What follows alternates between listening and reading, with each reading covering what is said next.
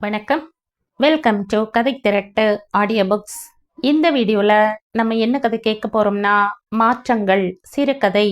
நம்ம சேனலை இது வரைக்கும் சப்ஸ்கிரைப் பண்ணாதவங்க சப்ஸ்கிரைப் பண்ணுங்க. பக்கத்தில் இருக்கிற பெல் ஐக்கானை கிளிக் பண்ணி ஆல்ங்கிற ஆப்ஷனை ப்ரெஸ் பண்ணுங்க. ஸோ தட் நான் போடுற கதைகளை உடனுக்குடனே நீங்கள் கேட்கலாம். வாங்க கதைக்குள்ளே போகலாம். நாராயணன் கொரியர் கொண்டு வந்து கொடுத்த திருமண அழைப்பிதழை படித்ததும் அகமகிழ்ந்தார். கனகா, கனகா, இந்த பார், யார் பத்திரிக்கை அனுப்பியிருக்காங்கன்னு என்ற மனைவியை அழைத்து அவளிடம் அந்த பெரிய பளபளப்பான திருமண அழைப்பிதழை நீட்டினார்.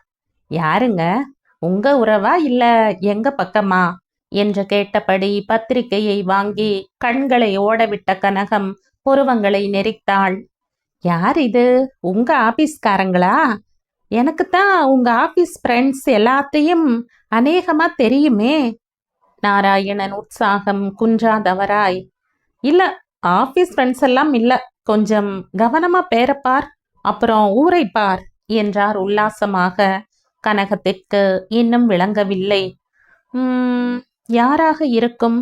பேரு பாலகிருஷ்ணன் நாராயணன்னு போட்டிருக்கு. பையன் பேர் என்னவோ பிரதீப், பெண் பேர் சுவாதி. அதெல்லாம் இந்த காலத்து பேர். அதை வச்சு என்ன கண்டுபிடிக்க முடியும்? ஊரா? ஊர் திருநெல்வேலின்னு இருக்கு. ஆமா, அது உங்க ஊர். அப்போ உங்க ஊர்க்காரர் அப்படித்தானே? உங்க பேர் வேற.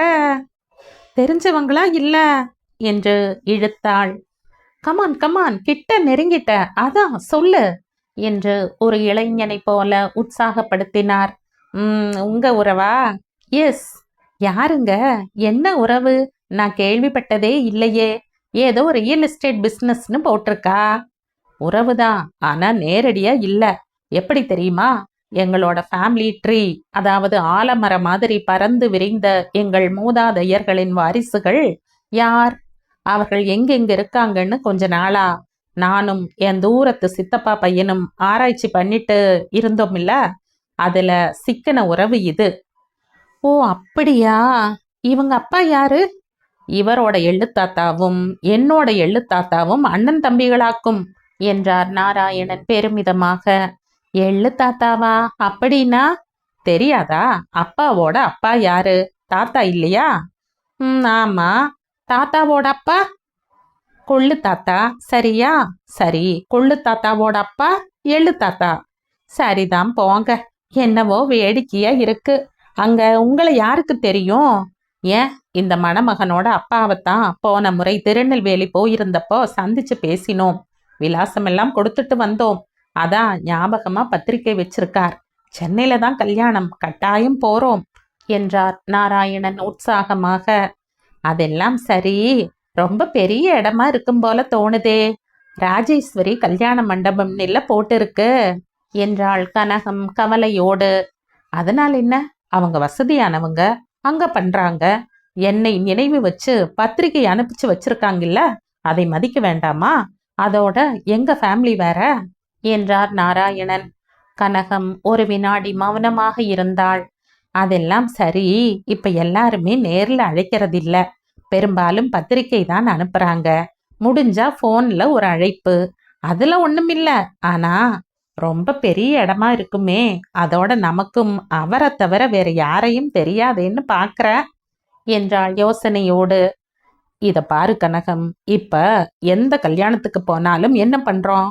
நேரா வரிசையில நின்னு மணமக்களை வாழ்த்திட்டு போட்டோக்கு போஸ் கொடுத்துட்டு வீடியோக்காரங்களுக்காக சிரிச்சிட்டு டைனிங் ஹால்ல போய் சாப்பிட்டுட்டு தானே கிளம்புறோம். அதே தான் இங்கேயும். இருந்தாலும் பாலகிருஷ்ணன் மூலம் இன்னும் ஓரிரு கிளைகளை, அதாவது எங்கள் குடும்பத்தின் சொந்தங்களை தெரிந்து கொள்ளலாம் இல்ல என்றார் நாராயணன் உற்சாகமாக.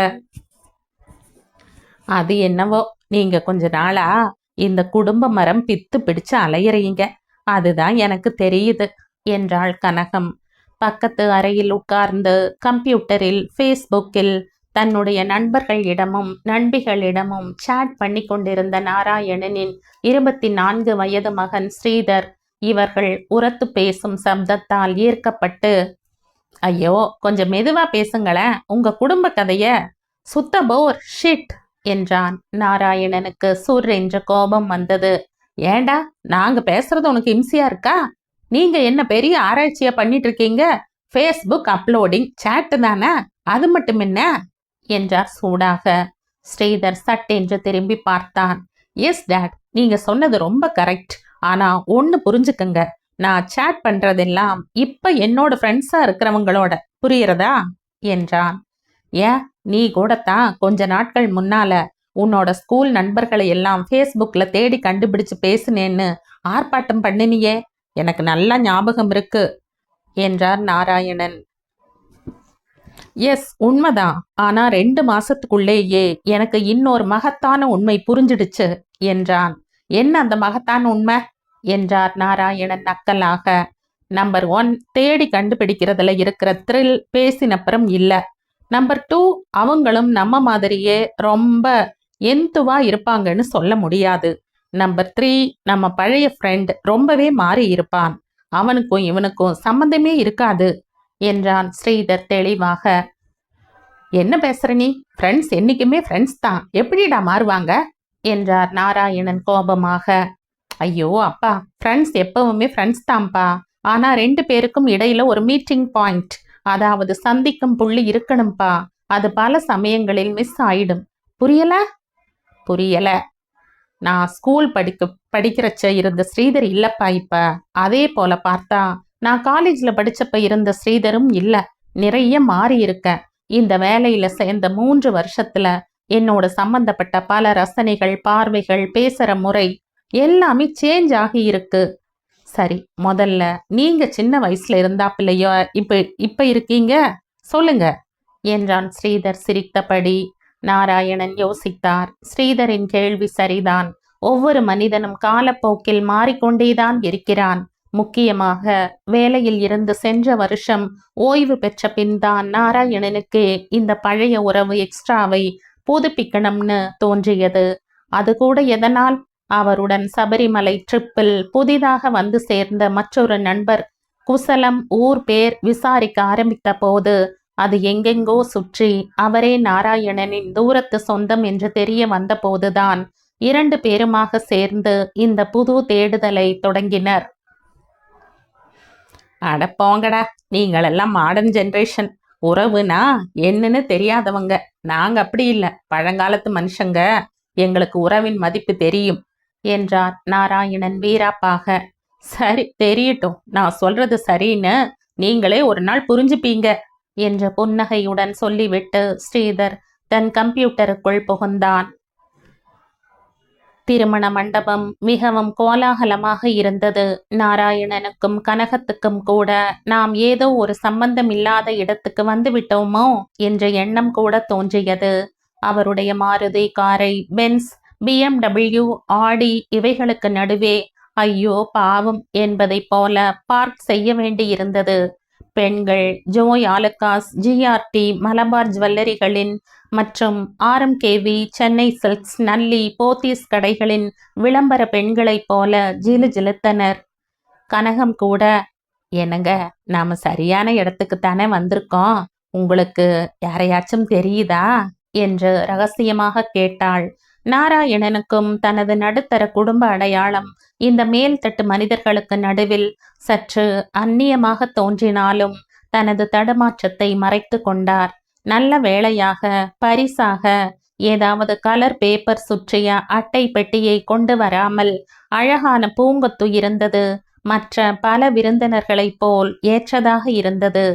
நல்ல வேளை ஸ்ரீதர் தான். அப்பா, பேசாம இந்த மாதிரி ரிச் பீப்பிள் வீட்டு கல்யாணத்துக்கு அழகா ஒரு பொக்கே வாங்கிட்டு போங்க போதும் என்ற அறிவுரை சொல்லி வாங்கி கொடுத்தான். மணமக்களை பார்க்க ஏக கூட்டம், வரிசை நீண்டு நெடுக இருந்தது. உபச்சாரங்களுக்கு குறைவில்லை. பலர் சின்ன சின்ன கோப்பைகளில் குளிர்பானங்களை தந்து கொண்டே இருந்தனர். நாராயணன் சந்தித்த அவர் உறவுக்காரர் மேடையில் முகம் முழுக்க புன்னகையுடன் மணமக்களை பலருக்கும் அறிமுகம் செய்து கொண்டிருந்தார். பையன் பெண் இருவருமே இளமையாக செழுமையுடன் அழகாக இருந்தனர். இருவரும் இன்றைய முறைப்படி அமெரிக்காவில், வேர்கள் இந்தியாவில் இருந்தாலும் இன்று விழுதுகள் US-இல் தான் ஊன்றுகின்றன என்று எண்ணிக்கொண்டார் நாராயணன்.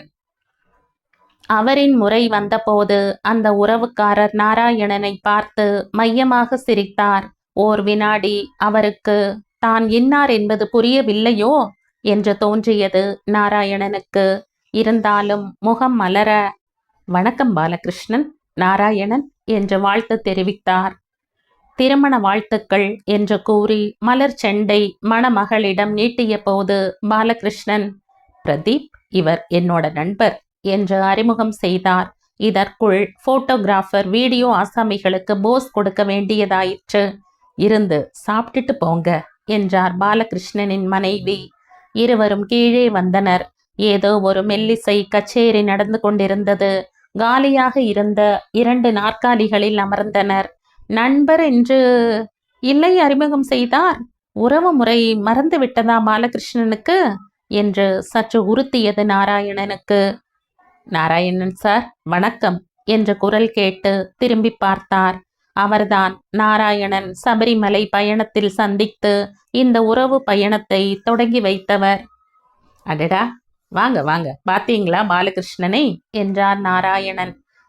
பார்த்தேன். என்ன வேதனை சார், அவருக்கு என்ன சுத்தமா மறந்துட்டது. நானா அறிமுகம் செய்து கொண்ட பிறகும் சற்று முழித்தார். என்னவோ போங்க, ஏண்டாப்பா வந்தோம்னு ஆயிடுச்சு என்றார் சற்று வருத்தத்துடன். நாராயணனுக்கு சுருக்கென்றது. தனக்கும் கிட்டத்தட்ட அந்த அனுபவம்தான் என்று சொல்ல நினைத்தார். ஆனால் சொல்லவில்லை. சரி, என்னவோ வாங்க, நாமும் கும்பலோடு கும்பலா போய் சாப்பிட்டுட்டு கிளம்புவோம் என்றார் அந்த நண்பர். கனகத்திற்கு எதுவுமே ரசிக்கவில்லை. சுற்றி சுற்றி பார்த்தபோது கூட எந்த முகமும் தெரிந்ததாக இல்லை. அன்றைய திருமணங்களில் உறவுகள்தான் பிரதானம். இன்று அப்படி இல்லை. உறவுகளும் நண்பர்களும் வர்த்தக தொடர்புகள் நடுவில் ஒன்று. எல்லா வைபவங்களுமே இன்று அந்த வகையில் தான் நடக்கின்றது என்பதுதான் நிஜம். மாறி வரும் உலகில் நாம் மாறிக்கொண்டேதான் இருக்கிறோம். உறவுகள், நண்பர்கள், ரசனைகள், தோற்றங்கள் எல்லாமே மாறிக்கொண்டுதான் இருக்கும். மாற்றங்கள் தான் நிரந்தரம். அதைத்தான் ஸ்ரீதர் அன்று சொன்னான். இன்றைய தலைமுறை பல விஷயங்களில் புரிந்து கொள்வதில் கற்பூரத்தை போல் சட்டென்று புரிந்து கொண்டு விடுகின்றனர். அந்த நிமிஷத்தில் நாராயணனுக்கு தன் மகனை நினைத்து பெருமையாக இருந்தது. சற்று வருத்தமாக இருந்தாலும் கூட.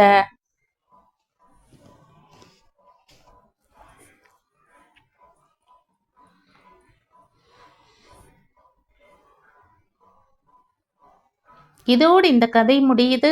இந்த கதை உங்களுக்கு பிடிச்சிருந்தா லைக் பண்ணுங்க, ஷேர் பண்ணுங்க, சப்ஸ்கிரைப் பண்ணுங்க. மற்றும் ஒரு இன்ட்ரெஸ்டிங்கான கதையோட அடுத்த வீடியோல சந்திப்போம். பாய். தேங்க்யூ.